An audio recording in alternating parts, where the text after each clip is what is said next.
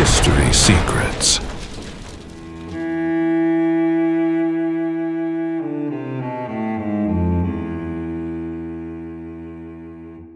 A seemingly simple question can reveal a much deeper doubt.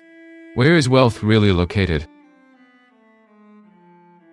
In a provocative conversation about money, technology, and power, a radical hypothesis emerges. What if what we call wealth is just a collective construction? Printed paper, numbers in databases, digital signals circulating through the global financial system. In a certain sense, every monetary system depends on a shared belief, a collective trust that symbol represents value. When that trust exists, the system works. When it disappears, the entire structure can shake. This reflection recalls a very ancient philosophical metaphor, Plato's allegory of the cave. In the story imagined by the Greek philosopher, people live chained inside a cave. They can only look at a wall. Behind them there is a fire. Between the fire and the prisoners, figures manipulate objects. These objects project shadows on the wall, and for the prisoners, these shadows seem to be reality itself. They give names to the shadows. They discuss them.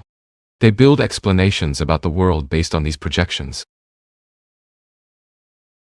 But in truth, they are only observing distorted reflections of something greater. Some analysts use this metaphor to reflect on modern systems, especially the global financial system. Money, in this context, could be seen as a collective symbol, a social agreement about what has value. But if value depends on collective belief, then the true source of wealth may lie elsewhere. In accumulated knowledge, in creativity, in the human capacity to imagine and build new systems. Social influence, reputation, communities formed over time. These elements can survive even when economic structures change. History shows that financial systems are not permanent. Empires rise, currencies disappear, new economic structures emerge. In this scenario, the ability to adapt becomes an essential form of wealth. Knowledge, communication, creativity. These skills allow individuals to reinvent themselves in completely different contexts. At the same time, technological transformations are creating new questions about power and control, especially with the advancement of artificial intelligence.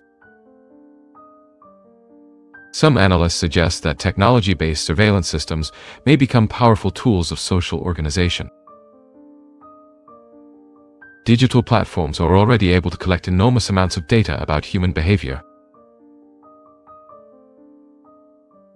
Preferences, interests, consumption patterns. This data makes it possible to understand and even anticipate individual decisions. In a hypothetical scenario, artificial intelligence systems could use this information to influence behavior on a large scale. This possibility raises debates about individual freedom, privacy, and the future of human autonomy. At the same time, technology also offers new opportunities, learning tools, global communication platforms. The same technology that can expand surveillance can also expand knowledge. For this reason, many thinkers argue that the decisive factor will continue to be the human capacity to think critically, to learn, to create, to collaborate with others. In times of crisis, societies often discover new forms of cooperation. During blackouts, for example, communities often organize themselves spontaneously. People help strangers, share resources. This behavior reveals something fundamental about human nature. Even without formal structures, individuals are able to build forms of collective organization. Perhaps that is why many philosophers argue that true wealth is not only in material resources, but in human capacities, imagination, knowledge, social connection. These elements allow societies to rebuild themselves even after major transformations. In the end, economic and technological systems can change radically throughout history. But certain human qualities remain constant: curiosity, creativity, the ability to learn. Perhaps it is exactly this combination that allows humanity to continue reinventing itself, even in periods of deep uncertainty. Because, if something remains true in every era, it is that human societies always find unexpected ways to move forward. As we explore these ideas more deeply, an even broader reflection emerges about the future of modern societies, especially when we think about the relationship between technology, power, and social dependence. Throughout history, different systems of power have used specific tools to organize societies. Ancient empires used armies. Medieval kingdoms used religion and divine authority. Modern societies, in turn, came to rely on bureaucratic institutions, financial systems, and complex networks of information. With the advancement of digital technology, a new type of structure begins to emerge: systems based on data, algorithms, and artificial intelligence. These technologies have the capacity to observe patterns of behavior on a global scale, something that no structure of power in the past was able to achieve. This creates unprecedented possibilities, both for social organization and for control. Some analysts imagine scenarios in which artificial intelligence systems act as permanent intermediaries between individuals and institutions. Applications suggest decisions. Platforms filter information. Algorithms guide consumption choices. Gradually, much of everyday experience becomes mediated by technology. This process can already be observed on small scales: digital assistants, automated recommendations, navigation systems. Each of these systems facilitates decisions, but also directs attention. And attention, in contemporary societies, has become one of the most valuable resources. Companies compete intensely to capture human attention. Social networks are designed to maximize time spent. Constant notifications, personalized content, endless streams of information. All of this creates highly engaging digital environments. Some critics argue that these systems can reduce individual autonomy, because decisions begin to be influenced by invisible recommendation mechanisms. Other observers, however, point out that technology also expands human possibilities. Access to global knowledge, instant communication, tools for creation and learning that were once inaccessible. Thus, the impact of technology depends largely on how societies choose to use it. Another point raised in contemporary debates involves the gradual loss of certain practical skills. Skills that were once common: cooking, building, repairing objects. With economic specialization, many of these abilities have been transferred to industrial systems. This increased productive efficiency, but also created new types of dependence. Dependence on complex supply chains, dependence on technology, dependence on specialized institutions. In extreme scenarios such as global crises or natural disasters, these dependencies can become vulnerabilities. For this reason, some thinkers argue for the importance of preserving basic skills of autonomy, practical knowledge, community cooperation. These elements can strengthen social resilience in times of transformation. Despite these concerns, there is also an optimistic perspective about the future. History shows that human societies possess an extraordinary capacity for adaptation. When systems enter crisis, new forms of organization often emerge. New technologies, new ideas, new institutions. In this process, individuals who cultivate intellectual curiosity and creativity often find new opportunities to learn continuously, to explore new knowledge, to build networks of collaboration. These capacities may become even more valuable in a rapidly changing world. Perhaps that is why many ancient philosophers emphasize the importance of purpose, what Aristotle called telos. Telos represents the realization of human potential, the pursuit of a meaningful life. Regardless of external changes, finding purpose can offer inner stability. Family, teaching, creating, sharing knowledge. These activities connect individuals to something greater than momentary circumstances. And perhaps it is precisely this human dimension that will continue to shape the future. Technologies may evolve, economic systems may change, political structures may transform. But the human capacity to imagine new paths remains one of the most powerful forces in history. Because in the end, all institutions begin in the same way, with an idea, a collective imagination, a vision of how the world could be different. And as long as that capacity exists, the future will remain open to new possibilities. The history of humanity is a journey, filled with discoveries, enigmas, and mysteries. Some have been understood, others still challenge our understanding. And it is precisely in these mysteries that we find the most fascinating questions.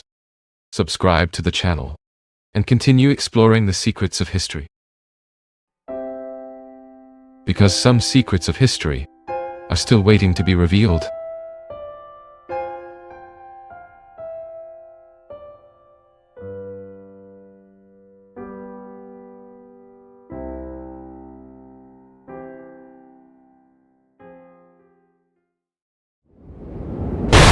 History secrets.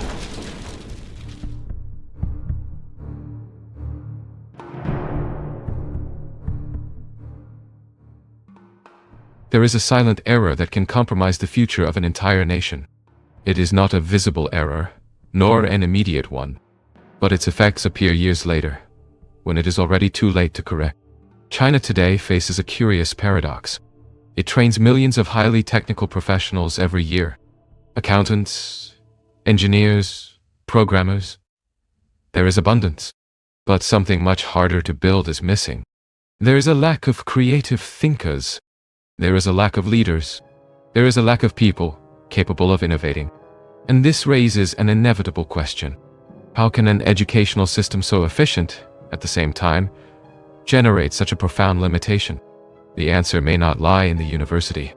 In fact, it may lie much earlier. Much earlier. When we look at countries like Finland, we find a completely different approach. A logic that seems simple, but carries deep implications. In Finland, Education does not begin when the child enters school. It begins practically at birth. At around 8 months of age, any child can be enrolled in a public daycare system. Free, universal, and conducted by highly qualified professionals. It does not matter whether the family is rich or poor. All children have access to the same starting point. This decision, seemingly simple, reveals a mindset, a priority. The idea that the real investment is not at the end of education, but at the beginning of life. And this is not just a political choice. It is a choice based on evidence. Several studies show that the most formative years of a human being occur between 1 and 6 years of age. It is during this period that the brain establishes most of its fundamental neural connections. Connections that influence learning, behavior, creativity, and even emotional capacity. In other words, what happens in this early stage silently shapes the entire future of an individual. Now compare this with the Chinese reality. If the family has resources, the child may attend a high-quality private daycare. But if not, the child remains at home, without the same stimulation, without the same structured environment. This initial difference, small at first glance, begins to expand over time. And years later, when these young people enter the job market, the system tries to correct something that should have been built from the beginning. Chinese companies today face a constant challenge. Graduates arrive with diplomas, but without the necessary skills to perform efficiently. And this forces employers to do something unusual. They need to invest between 2 and 4 years retraining these professionals. Training, adjusting, rebuilding basic competencies. It is a huge cost. But in practice, there is no alternative. The economy needs to keep functioning. Now, an inevitable question arises. What if part of this investment were made earlier? What if, instead of correcting adults, the system formed children better from the start? This hypothesis reveals something even deeper. It is not just about resources. It is about mindset. In Finland, the central question is clear: how to ensure that all children have real conditions for success. In China, the logic tends to be different. The focus often falls on individual success, on those who already have access, on those who are already ahead. And this creates a system that amplifies inequalities instead of reducing them. But there is an even more subtle element in this equation, a factor that rarely appears in technical debates about education. And yet, it may be decisive. Empathy. In Finland, empathy is not treated as something abstract. It is taught directly, intentionally, from an early age. Children learn what it means to put themselves in someone else's place. They learn to recognize emotions. They learn to consider perspectives different from their own. And this shapes not only individuals, it shapes entire societies. Because a strong society does not depend only on technical knowledge. It depends on human connections, on trust, on cooperation, on mutual understanding. Without this, something begins to fail. And perhaps this is one of the most critical points when we look at contemporary China. There's a strong emotional bond within close circles. Family, friends, personal networks. But outside these circles, empathy becomes limited. And this generates consequences. Social, cultural, and even economic. Because without empathy, the ability to understand others diminishes. And when this happens, noise emerges. Conflicts, misunderstandings, distances. In an increasingly globalized world, this becomes a strategic problem. It is not just about internal education. It is about the ability to interact with the world, to collaborate with other cultures, to lead in diverse environments, to interpret different realities. And this leads us to a broader reflection. Perhaps the real challenge is not to train more professionals, but to form more complete human beings. More aware, more connected, more capable of understanding others. Because in the end, innovation does not arise only from intelligence. It arises from the ability to see beyond oneself. And this begins long before university, long before the job market. It begins in the first years of life. Perhaps that is exactly where everything is being decided. There is a common tendency when discussing education to focus on content, to focus on performance, to focus on measurable results. But There is a deeper layer that rarely enters these indicators. The way a society teaches its individuals to perceive others. And that changes everything. In Finland, empathy is not a peripheral concept. It is a structural part of the educational system. Children do not only learn mathematics or language, they learn to interpret emotions. They learn to recognize the impact of their actions on others. They learn to listen. And above all, they learn that the world does not revolve only around them. This silent formation creates something powerful. Individuals capable of real collaboration. And collaboration, when well structured, transforms into innovation. Because innovating is not just creating something new. It is understanding problems from multiple perspectives. It is anticipating needs. It is connecting ideas that seem distant. And that requires empathy. Without it, thinking becomes limited. Technical, but not creative. Functional, but not transformative. Now, observe the contrast. In China, historically, empathy has never been an educational priority. And this is not a small detail. It is a structural absence. So deep that, in many contexts, there is not even a clear understanding of the concept. This does not mean absence of feelings. There is affection. There is care. But it is concentrated in closed circles. Family. Close relationships. Personal networks. Outside these circles, something changes. Emotional connection weakens. And when that happens, society begins to operate in a fragmented way. There is a story that illustrates this in a disturbing way. A small child, run over on the street. Not once, but twice. People around observe. They stop. They look. But they do not act. Not out of explicit cruelty, but due to a silent disconnection. An absence of emotional involvement with the unknown. This type of episode cannot be reduced to a single factor, but it reveals a pattern. A fragility in what sustains any functional society. The invisible bonds. Basic trust between people who do not know each other. Without these bonds, consequences arise. Distrust. Isolation. Difficulty in cooperation. And, on a larger scale, difficulties in integration with the world. Because we live today in an inevitably global reality. Companies operate in multiple countries. Teams are multicultural. Decisions cross borders. In this scenario, empathy ceases to be a virtue. It becomes a strategic competence. The ability to understand how others think, how others feel, how others react. Without this, errors emerge. Negotiations fail. Partnerships break. Conflicts increase. And perhaps this is why China, despite its economic strength, still faces difficulties in this aspect. For many countries, it continues to be perceived as a black box. Difficult to interpret. Difficult to predict. Difficult to understand. And this perception does not arise only from political factors. It also has cultural and educational roots. If a society does not train its individuals to understand others, it will also have difficulty being understood. And this creates a cycle. The less understanding, the more distance. The more distance, the more distrust. Breaking this cycle requires something fundamental. A new generation. A generation prepared not only technically, but emotionally, capable of moving between cultures, capable of interpreting nuances, capable of building bridges. And this brings us back to the starting point. Education, not as a system of knowledge transmission, but as a system of human formation. The question then changes completely.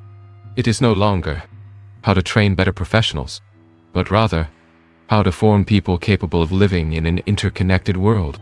The answer may not be simple, but some paths are already clear. Invest early. Reduce inequalities from the beginning. Value human skills. And above all, recognize that intelligence without empathy has limits. Limits that, sooner or later, begin to appear.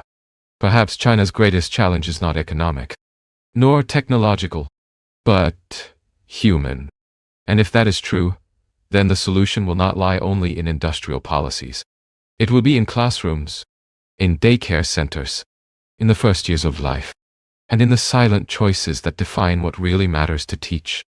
There is a recurring misconception when observing the success of a nation, confusing growth with development. At first glance, China seems to have solved this equation. rapid growth, industrial expansion, technological advancement. But when we look more closely, another question begins to emerge. Growth for what? And, perhaps more importantly, growth sustained by what? Because no economy, no matter how powerful, is sustained only by numbers. It is sustained by people, by the quality of decisions, by the capacity to adapt, by the ability to anticipate change. And all of this depends on something invisible, the way these people were formed. For decades, China has built a model highly efficient at producing technical competence. And that is not trivial. It is the result of discipline, structure, and focus. But this same model, by prioritizing performance and standardization, has ended up leaving gaps. Gaps that do not appear in tests, but appear in real life. The difficulty of dealing with the unexpected, the difficulty of thinking outside rigid structures, the difficulty of understanding complex human contexts. And it is exactly at these points that the greatest challenges of the 21st century arise. Because the world has changed, and continues to change. Today's problems are not linear. They are not predictable. They are not solved only with technical logic. They require interpretation. They require sensitivity. They require reading human scenarios. And this leads us to an important realization. Education is not only about what you know. It is about how you think.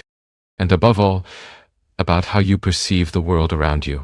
In Finland, this perception is cultivated from an early age. The system does not seek only to form efficient students. It seeks to form balanced individuals, capable of learning, but also of questioning, capable of competing, but also of collaborating, capable of thinking, but also of feeling. And this combination generates something rare: autonomy with awareness, creativity with responsibility, innovation with purpose. Now, if we look again at China, we perceive a contrast. There is technical capacity, there is effort, there is ambition, but there is still a structural difficulty in integrating these human dimensions. And this creates a specific type of limitation, a limitation that does not prevent growth, but can prevent evolution. Because to grow is to expand what already exists, but to evolve is to transform the way one thinks. And this transformation requires something that cannot be imposed. It needs to be built, gradually, from the beginning, in the first stimuli, in the first interactions, in the first social experiences. When a child learns to share, they are learning more than behavior. They are learning social structure. When they learn to listen, they are developing something that no book can fully teach. When they learn to put themselves in someone else's place, they are building the foundation of everything that will come after. And perhaps this is exactly what defines the difference between educational systems. Not only what they teach, but what they prioritize. Because every educational choice is, at its core, a statement of values. And values shape societies. If the focus is only on performance, you will have efficiency, but you may lose depth. If the focus includes human development, you can build something more lasting, more resilient, more adaptable. And this becomes even more relevant when we think about the future. A future where artificial intelligence, automation, and advanced technology will redefine the role of the human being. In this scenario, technical skills may quickly become replaceable. But human skills, these become even more valuable. Empathy, creativity, critical thinking, capacity for adaptation. These will be the true competitive advantages. And they cannot be developed overnight. They require time. They require environment. They require intention. Perhaps then, the real mistake is not investing in universities, but believing that the problem begins there. Because when a system tries to correct adults, it is already dealing with consolidated structures, much more difficult to transform. But when it invests at the base, it shapes what is still being formed, and that changes everything. China still has time. It still has resources. It still has capacity. But the direction of this investment will be decisive. Because in the end, the question is not only educational, it is civilizational. What kind of society is being built? A highly efficient society? Or a deeply human, Society? Perhaps the answer to this question will define not only China's future, but the impact it will have on the world. Perhaps the most important point of all this is to realize that we are looking at two models, not just two educational systems, but two ways of seeing the human being. On one side, a model that prioritizes performance, that values results, that measures success based on efficiency and production. This model works. It generates growth. It creates solid structures. It sustains entire economies. But it has a limit, because it is based on a silent assumption that technical knowledge alone is sufficient. On the other side, there is a model that expands this vision, that understands that knowledge is only part of the equation, and that human development needs to include something more, something less measurable, but deeply determining: the ability to relate, the ability to understand, the ability to perceive others as part of the same system. And this completely changes the final result. Because a society is not just a set of productive individuals, it is a network of interactions, a living structure, where each individual decision affects the whole. Without empathy, this network weakens. Without understanding, it fragments. Without connection, it loses cohesion. And when that happens, problems begin to emerge that no technology can solve. Social problems, cultural problems, problems of trust. And these problems, unlike technical ones, do not have quick solutions. They require reconstruction. They require time. They require a change at the base. Perhaps that is why Finland made such a specific choice: to invest at the beginning, not because it is easier, but because it is more effective, because everything that comes after depends on this beginning. And this leads us to an inevitable reflection. If we want more balanced societies, more innovative, more adaptable, we need to start where everything truly begins: in early formation, in the first bonds, in the first experiences, in the first invisible learnings, because it is there that something essential is defined: the way an individual will see the world, and consequently, the way they will act within it.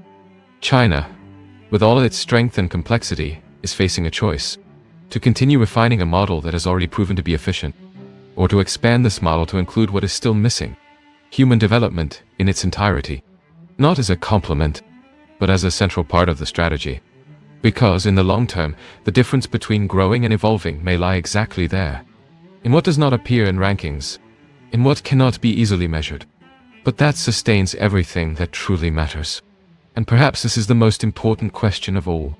What are we really forming when we educate a generation? Professionals or complete human beings? The past does not disappear. It remains recorded in ancient monuments, in forgotten texts, and in stories that have crossed centuries. Each discovery reveals a new enigma, and each enigma brings us closer to the truth. You are watching History Secrets. Subscribe and continue investigating the hidden secrets of history. Because some secrets of history are still waiting to be revealed.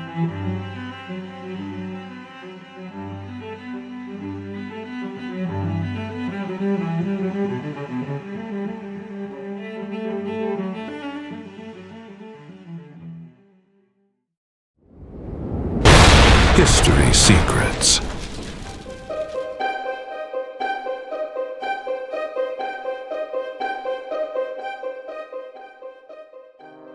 In recent decades, one of the most strategic regions on the planet has become the stage for growing tensions: the South China Sea. One of the most important maritime routes of global trade passes through it. Ships transport oil, food, technology, and raw materials between Asia, Europe, and the Middle East.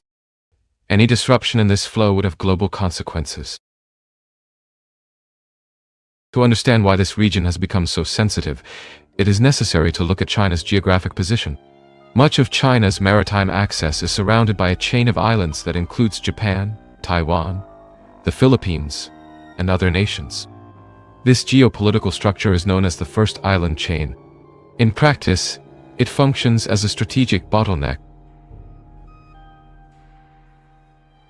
If a dominant naval power were to fully control this island chain, it could limit China's access to the open ocean. This would have enormous implications. China's economy depends heavily on international trade. A significant portion of its food is imported.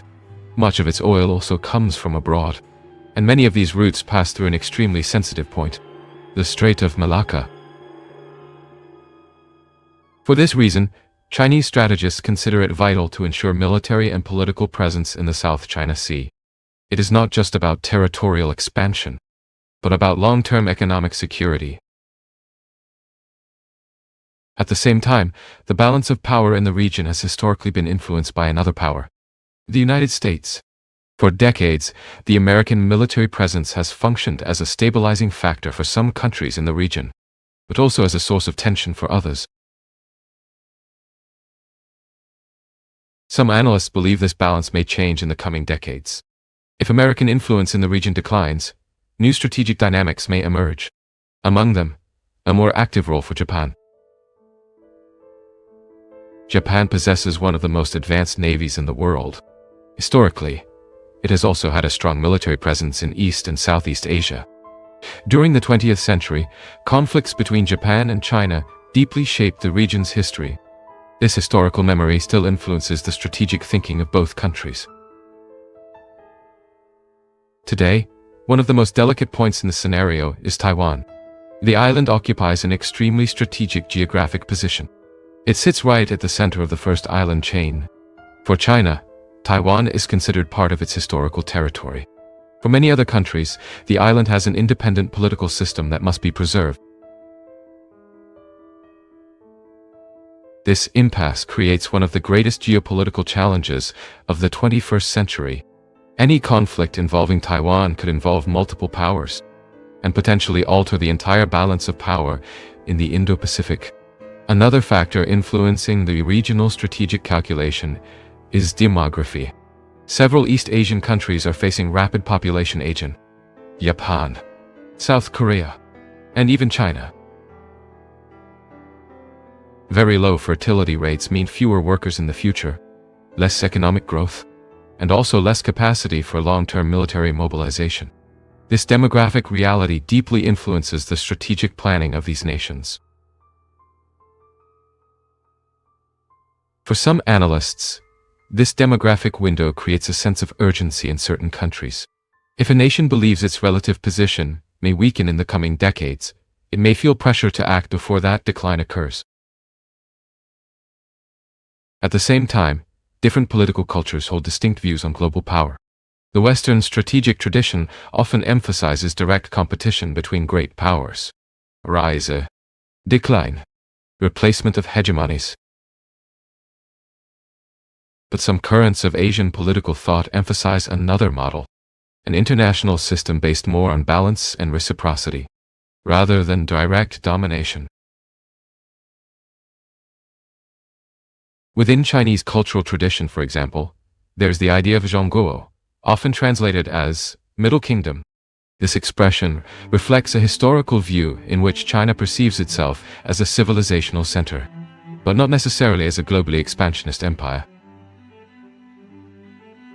Historically, many Chinese dynasties prioritized internal stability and regional trade, rather than permanent territorial expansion. This tradition still influences part of contemporary diplomatic discourse. In recent years, Chinese leaders have promoted concepts such as multilateralism and economic cooperation, global trade initiatives, strategic partnerships, alternative international organizations. But interpreting these initiatives remains a subject of international debate, and some observers see them as an alternative model of world order. Others believe they represent a new form of power projection. The truth likely lies somewhere between these interpretations. Geopolitics is rarely simple. It involves history, culture, economy, and deeply rooted strategic perceptions. What is certain is that the global balance is undergoing transformation. New powers are emerging. Old hegemonies face challenges. And strategic regions such as the Indo-Pacific are becoming increasingly central to the future of international politics.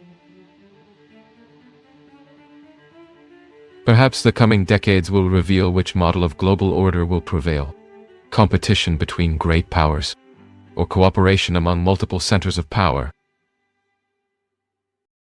Whatever the outcome, what is happening today in the South China Sea may be only the beginning of a much larger transformation. A transformation that could redefine the balance of the world in the 21st century. If we analyze the historical dynamics between China and Japan, we realize that this relationship has always oscillated between economic cooperation and strategic rivalry. These two countries are among the largest economies in the world, but they also carry a history marked by deep conflicts. At the beginning of the 20th century, Japan emerged as a military power in East Asia. Its rapid industrialization enabled the construction of a modern army and a powerful navy. During this period, Japan expanded its influence across several regions of Asia. This expansion eventually led to direct confrontations with China. The memory of these conflicts still exerts strong influence on the region's strategic thinking. Even decades after the end of the Second World War, historical issues continue to shape the foreign policy of both countries. Today, however, the rivalry takes different forms. Instead of direct territorial conquests, the main focus is on economic influence, control of maritime routes, and regional security. The Indo-Pacific has become the center of this dispute. In this scenario, Taiwan occupies a decisive strategic position. The island is located at a key point between Japan and the Asian mainland. To control or influence this region means having privileged access to the main maritime routes of the Western Pacific. For this reason, any change in Taiwan's status could have global repercussions. A conflict involving the island would not affect only China or Japan. It could involve several international powers. Another fundamental element in this strategic calculation is the demographic factor. Japan is facing one of the fastest population aging processes in the world. The birth rate has dropped drastically in recent decades. This means that, in the future, the country may have fewer workers and fewer human resources available to sustain economic growth and military capabilities. A similar situation is occurring in other East Asian economies. South Korea, China, Taiwan all face challenges related to population decline. This demographic phenomenon could deeply alter the regional balance of power in the coming decades. Countries with aging populations face significant economic and social pressures. Fewer young people, more retirees, greater pressure on healthcare and pension systems. On the other hand, China still holds a significant demographic advantage. Even with declining birth rates, its population base remains much larger than that of several neighboring countries. This gives it greater capacity for long-term adaptation. These demographic differences directly influence strategic thinking. Some analysts believe that countries facing accelerated population decline may feel greater pressure to resolve geopolitical disputes before their capabilities diminish. At the same time, other perspectives argue that demographic changes may encourage regional cooperation. Aging economies need stability, trade, economic integration. In this context, China has promoted a vision of international order based on multilateral economic cooperation, infrastructure projects, trade partnerships, alternative international organizations. This strategy seeks to expand Chinese influence not only through military means, but also through economic interdependence. When countries depend economically on one another, conflicts become more costly. However, critics argue that interdependence can also be used as an instrument of strategic pressure. Control of supply chains, technological dependence, financial influence. The truth is that the international system is entering a phase of transition. The model of global order established after the Second World War is being questioned. New centers of power are emerging. Asia, in particular, has become one of the main focal points of this transformation. Accelerated economic growth, technological competition, demographic changes. All of this is reshaping the global balance. At the same time, the world is more interconnected than ever. International trade, financial flows, digital communication, regional crises can quickly turn into global challenges. Perhaps that is why analysts closely monitor every movement in the Indo-Pacific region. Because there, some of the contours of the next world order may be taking shape. But history teaches something important. Geopolitical transformations rarely follow predictable paths. Alliances shift. New technologies emerge. Leaders make unexpected decisions. The future of the region will depend not only on strategic calculations, but also on political choices, diplomatic capacity, and the willingness for international cooperation. If the countries of the region can balance competition with dialogue, it may be possible to avoid major conflicts. Otherwise, accumulated tensions may lead to moments of rupture. What is at stake is not only regional leadership, but the stability of one of the most important regions for the global economy. Perhaps the coming decades will reveal whether the Indo-Pacific will become a space of growing rivalry or a laboratory of cooperation among great powers. Because in the end, the fate of this region may influence the fate of the international system itself. Many civilizations flourished before ours. Some dominated vast territories. Others disappeared almost without leaving traces. What remains are clues, scattered through time, silent monuments, fragmented manuscripts, stories passed down through generations. Each discovery brings us a little closer to the truth, but history still holds many secrets. Because some secrets of history are still waiting to be revealed.